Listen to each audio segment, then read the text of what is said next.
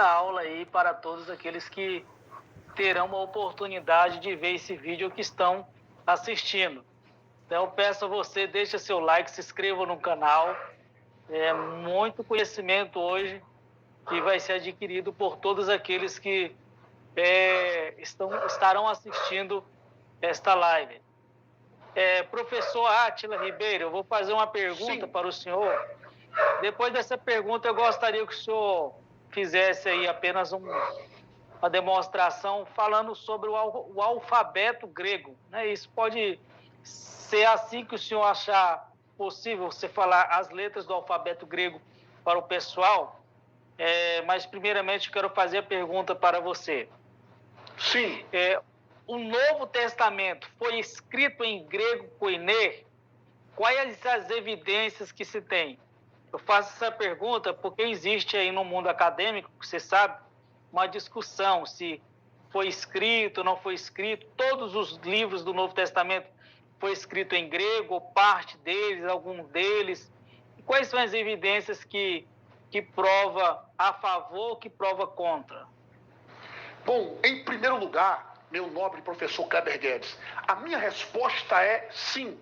O Novo Testamento foi escrito em grego koiné e nós temos evidências históricas e evidências textuais dentro da gramática do Novo Testamento. Eu vou utilizar primeiro as evidências históricas. E eu ganho tempo nessa parte porque eu já fiz aqui uma introdução e demonstrei aqui que o grego koiné foi o idioma falado do ano 100, no seu ápice, na verdade. Nós temos o ano 330 a.C. ao ano 330 depois de Cristo como período helenístico, período quando o grego passou a ser a língua falada. Mas o ápice do koiné aconteceu no ano 100 a.C. ao ano 100 depois de Cristo. Esse período foi o ápice do koiné. Desde o mais simples ao mais intelectual falavam o koiné. Os falantes do grego koiné, ou seja, isto é, os que possuíam a língua grega como a sua segunda língua, eram chamados de helenistas. Se vocês abrirem a Bíblia de vocês em Atos capítulo 6 e o verso de número 1, você vai perceber que tinha lá os hebreus e os gregos, judeus e os gregos. Ali são os helenistas, que tinham a língua grega como a sua segunda língua. Tanto o grego do Novo Testamento como da Septuaginta, Septuaginta, na verdade, porque o G é um G gutural, o gama é um G gutural, nós pronunciamos G. Então, a Septuaginta, tanto o grego do Novo Testamento como a Septuaginta, são considerados ramos do koiné pelos maiores e melhores acadêmicos do grego bíblico e da teologia bíblica que nós conhecemos. Porém, qual é a diferença do grego da Septuaginta para o grego do Novo Testamento? O grego da Septuaginta é um grego com mais semitismo, e daqui a pouco nós daremos alguns exemplos aí de semitismo. Então, aqui eu respondo a sua pergunta na primeira visão, que é a visão histórica. De repente, devido a esse período do ano 100 a.C. ao ano 100 depois de Cristo ter sido o ápice da língua grega, do grego koiné, não há problema em afirmarmos que o grego koiné foi o grego utilizado no Novo Testamento. Mesmo também, corroborando com esse ponto, o Império Romano estava no poder nessa época, é verdade. Aí alguém pode perguntar assim, bom, se o Império Romano estava no poder, por que é que o latim não foi a língua falada? Por que é que o Novo Testamento não pode ter sido escrito em latim? Ou então em hebreu, em hebraico ou aramaico, que era uma das 3 línguas também faladas da época? A resposta é, os gregos, eles chegavam para conquistar a cidade e eles mudavam, professor Kleber Guedes, a cultura. Vocês vão me ver passando a toalhinha assim, ó, porque tá um calor tremendo aqui na minha cidade, viu? Tá um calor tremendo e eu vou falando assim rápido e eu vou transpirar mesmo. Meu metabolismo é acelerado, eu faço academia, magro, então meu metabolismo é acelerado. Então, meus nobres mestres, os gregos, quando conquistavam a cidade, eles mudavam a cultura. Já os romanos não. Os romanos tinham algo chamado de assimilação cultural. Os romanos, eles assimilavam a cultura da época em lugar da aniquilação e destruição e recolocação dos povos. O que eles faziam, os romanos? Eles deixavam o povo com a sua língua, deixavam o povo com a cultura.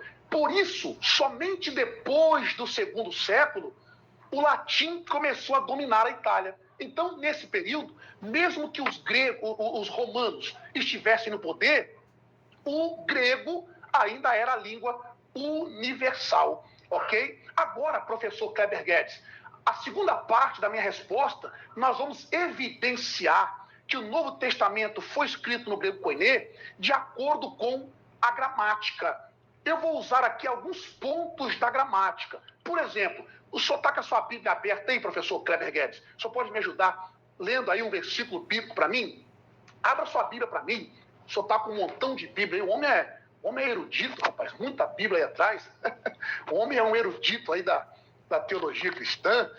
Nós temos evidências dentro da gramática do grego que evidencia que o Novo Testamento foi escrito no grego koiné. Vou citar aqui, por exemplo, a voz no grego. Houve um declínio, professor Kleber Guedes, da voz média direta e o uso mais frequente da voz ativa com pronome reflexivo no grego koiné. Por exemplo, abra a Bíblia do senhor para mim aí, em Filipenses capítulo 2 e o verso de número 7. Isso aqui é a gramática do grego koiné. Nós já estamos avançando aqui na nossa resposta, mas só para evidenciar aí alguns fatores dentro da gramática grega que evidenciam que o Novo Testamento foi escrito no grego koiné.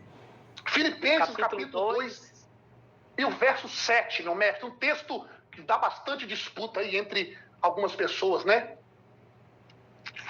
Capítulo 2, versículo 7 diz assim, ó: mas se despojou, tomando forma a forma de escravo, tornando-se semelhante aos homens e reconhecido em seu aspecto como um homem. Filipenses 2:7. Essa expressão aí, a tradução que o senhor usou, né, despojou, uma tradução um pouco mais literal diz: aniquilou a si mesmo, mas aniquilou a si mesmo. Essas três primeiras palavras, realtem e kenosem. A expressão realtem e kenosem. O realtem ali é um pronome reflexivo acusativo masculino de terceira pessoa do singular. O termo realtem ali é o pronome reflexivo. E a expressão ekenosem, que é esvaziou, humilhou, aniquilou a si mesmo, a expressão ekenosem é um verbo que está no aorista indicativo de voz ativa, de terceira pessoa do singular. O que nós temos ali? Se isso tivesse sido escrito no ático, na pronúncia clássica, ele não usaria, ou possivelmente não usaria, o pronome reflexivo dessa forma. No grego bíblico, o grego koiné, é notório o declínio da voz média direta e o uso mais frequente da voz ativa como pronome reflexivo. A expressão realtem e kenosem é a si mesmo se humilhou, a si mesmo se aniquilou. Então, esse pronome reflexivo é caráter do uso no grego koiné. Um outro texto também muito conhecido, professor Kleber Guedes, Apocalipse, capítulo 19, e o verso de número 7. O senhor pode abrir para nós aí? Apocalipse, capítulo 19, e o verso de número 7. Amados, isso aqui são evidências dentro da gramática. Apocalipse 19, verso 7. Evidências dentro da gramática que o Novo Testamento foi escrito, na sua maior parte, no grego koiné, ou dentro da sua totalidade no grego koiné. Já falaremos sobre a escrita de alguns livros, a originalidade de alguns livros. Apocalipse 19, 7, mestre, mais um ponto aí dentro da voz no grego, o declínio da voz média direta para a voz ativa com pronome reflexivo. Alegremo-nos e exultemo-nos, demos glória a Deus, porque estão para realizar-se as núpcias do Cordeiro, E a sua esposa já se apronta. Observe que o texto diz, e a sua esposa já se aprontou. Essa expressão, já se aprontou, ou já se apronta, no texto grego aí, né? O texto grego ali é etoimaisen. Mais uma vez, nós temos um pronome reflexivo junto com o verbo na voz ativa. A expressão retoimasen, que é aprontou, é um verbo que está no aoristo indicativo, voz ativa, terceira pessoa do singular. E depois nós temos o pronome reflexivo, que é o termo realtem, que é o pronome reflexivo. Uma tradução ultraliteral desse texto é aprontou a si mesmo, ou a si mesmo aprontou, mostrando o uso aí do grego koiné nesses dois versículos. Quer ver mais uma coisa também, para corroborar com a minha fala dentro da gramática do grego koiné, é a questão do plural e o singular. Na pronúncia ática, ou no dialeto ático, professor Kleber Guedes, que é o grego clássico, a pronúncia ática na época dos dialetos, o ático tinha o singular, o dual e o plural. O que é o singular? Uma coisa só, como no português. O que é o plural? Mais de uma coisa, no português. O dual faz esse trabalho. Quem é estudante da língua hebraica vai se lembrar que existe, por exemplo, os sufixos na língua hebraica, que é singular, plural ou dual. Vou dar um exemplo aqui dentro da língua hebraica e vou trazer para o grego bíblico, obviamente. Por exemplo, nós temos a palavra Elohim, né? Gênesis capítulo 1. Bereshit bara Elohim, net hashamayim ve'et haaretz. A expressão Elohim é um plural, por causa do sufixo im. Mas nós temos o singular e nós temos o dual. A desinência aim, no hebraico, é um dual, ok? No grego bíblico, nós não temos o dual.